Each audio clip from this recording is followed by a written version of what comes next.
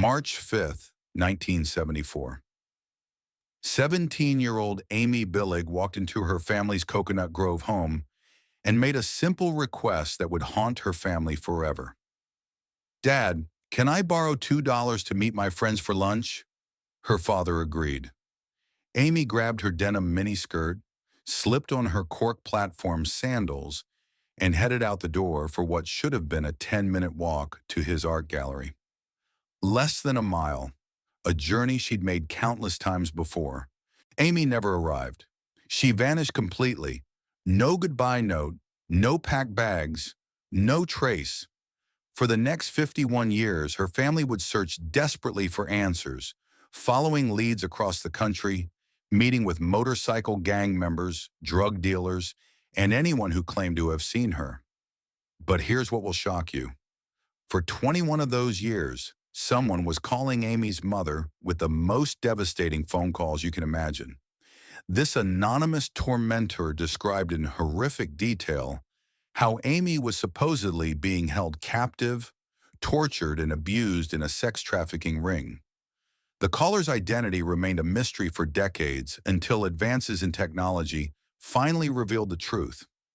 The man who had been psychologically torturing this grieving mother for over 2 decades wasn't some random sicko. He was a federal agent who had been assigned to help find Amy. Has someone you trusted with your deepest pain ever turned out to be the very monster you feared? Drop a comment and let me know, because this betrayal runs deeper than you could ever imagine. To understand how Amy disappeared, you need to understand the world she lived in. Coconut Grove in the early 1970s was America's subtropical counterculture capital, a Bayside Bohemia where Hare Krishnas chanted in the streets, artists sold their work under palm trees, and freedom meant hitchhiking was as normal as taking the bus. Amy's family had moved there from New York in 1969, fleeing rising crime rates. Her father Ned owned an art gallery. Her mother Susan worked as an interior designer. They thought they'd found paradise. Amy thrived in this creative environment. She played flute and guitar, wrote poetry, painted watercolors, and worked training dolphins at the Miami Seaquarium. She was a vegetarian, a budding feminist, and like many teens of her era, she experimented with marijuana and believed in the philosophy of free love. Peacock Park was the heart of it all. Young people gathered there daily, sharing music, dreams, and rides. Hitchhiking wasn't seen as dangerous. It was an expression of community trust. You helped each other out. You belonged. But this openness attracted predators. The same roads that carried local artists also served as highways for outlaw motorcycle gangs traveling through Florida. Drug dealers mingled with the peaceniks. Drifters with dark intentions blended seamlessly into the crowd of harmless wanderers. On March 5th, Amy made the decision that would change everything. Instead of walking the full distance to her father's gallery, she decided to hitch a ride. Construction workers watched as she stood on the corner of Poinciana Street and Main Highway, thumb extended, trusting that someone good would stop. Someone did stop. Amy climbed into their vehicle and disappeared forever. But Amy's story is about to take a turn no one saw coming, one that would reveal how the very system meant to protect her became her family's worst nightmare. How different do you think the world was back then compared to now? Would you let your teenager hitchhike today?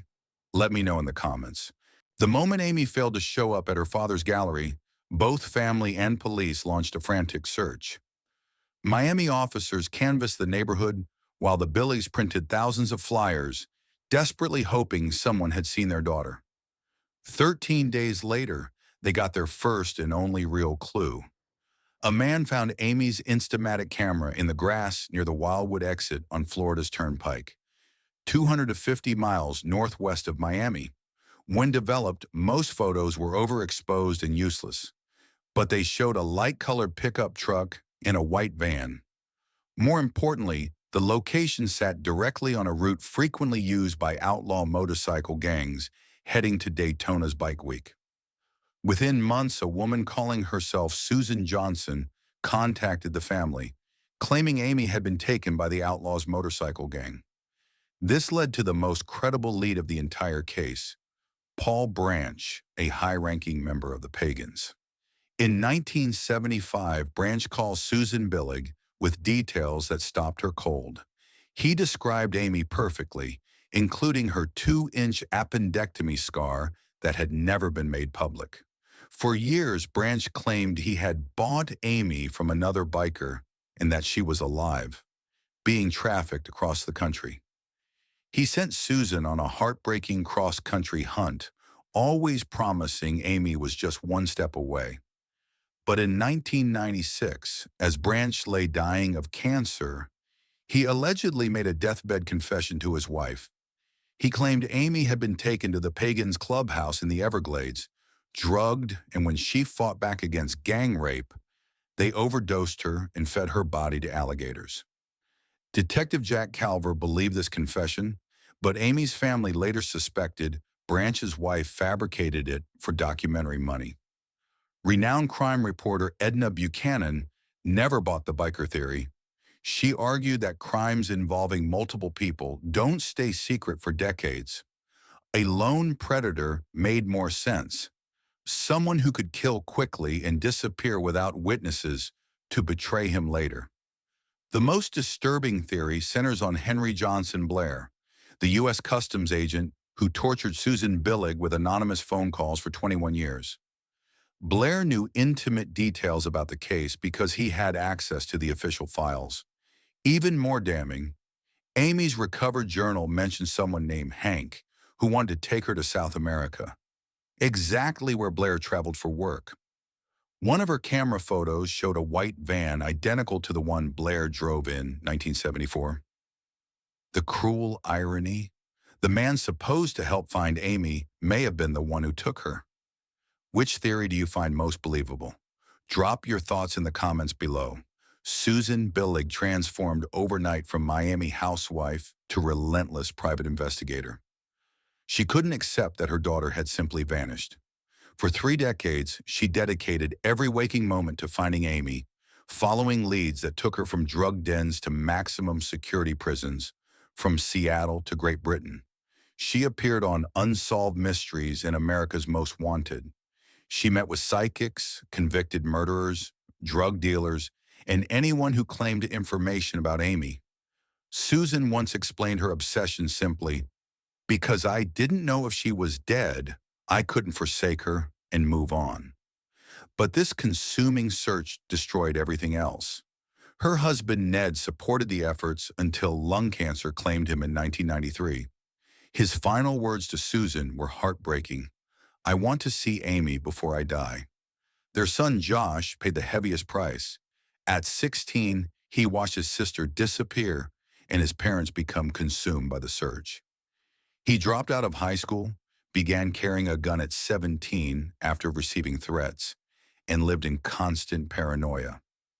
Josh later admitted, "The older I get, the more I see how it affected my entire life, affected my psyche." The hardest thing was you never had any closure. Meanwhile, the anonymous phone calls continued.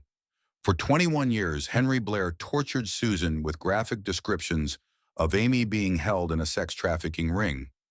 He would call from pay phones describing unspeakable abuse, then hang up before authorities could trace him.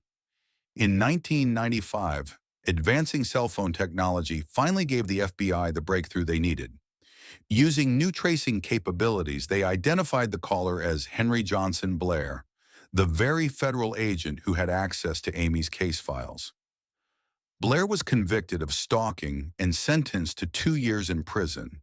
Susan won a $5 million civil judgment, but Blair paid almost nothing before his death. The trauma echoed through generations. When Josh had his first daughter, he finally understood the full magnitude of his parents' loss. Susan spent her final years gradually accepting Amy was gone, eventually having her daughter's name etched on the family gravestone with the dates January 9, 1957, March 5, 1974. Josh, now a master stonemason, built a memorial bench in Peacock Park, near where Amy was supposed to meet her friends that day. He still remembers smoking her leftover cigarettes in the weeks after she vanished, always thinking he'd need to replace them when she came home. But here's what haunts me most about this case. A mother spent 31 years searching for her daughter, while the person torturing her had been involved in the official search from the beginning. Have you seen how unsolved cases tear families apart across generations? Share your thoughts below. 51 years later, Amy Billig's disappearance remains officially open with Miami police, but the case has gone completely cold. In 2024, investigators followed up on a tip from someone claiming to be a former schoolmate, but it led nowhere. Age progression photos show what Amy might look like at 67, but everyone knows she's been gone for decades.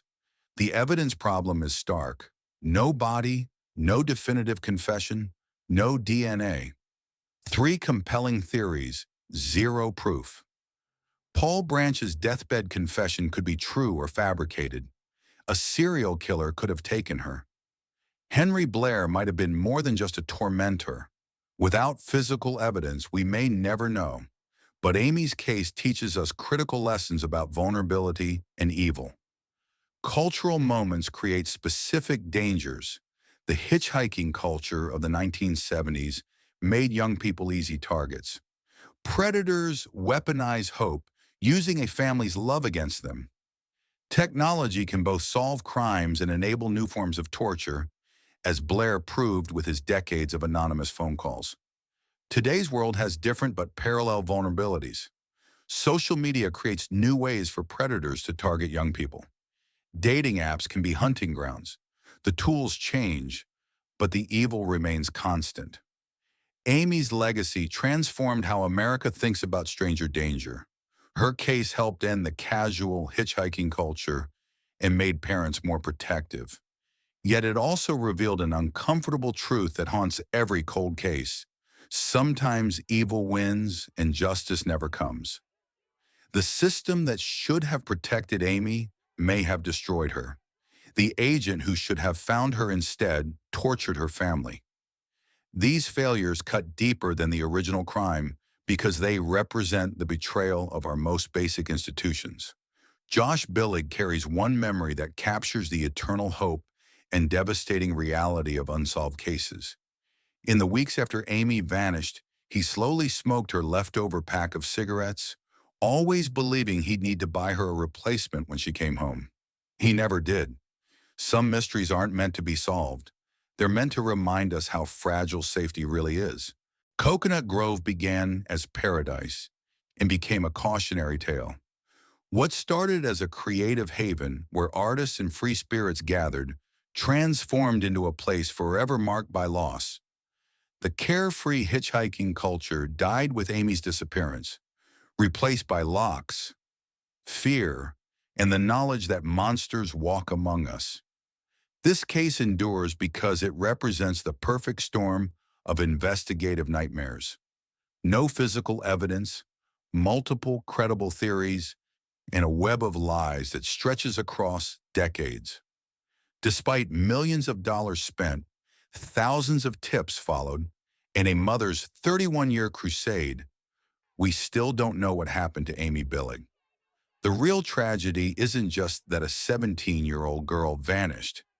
It's that her family was destroyed twice.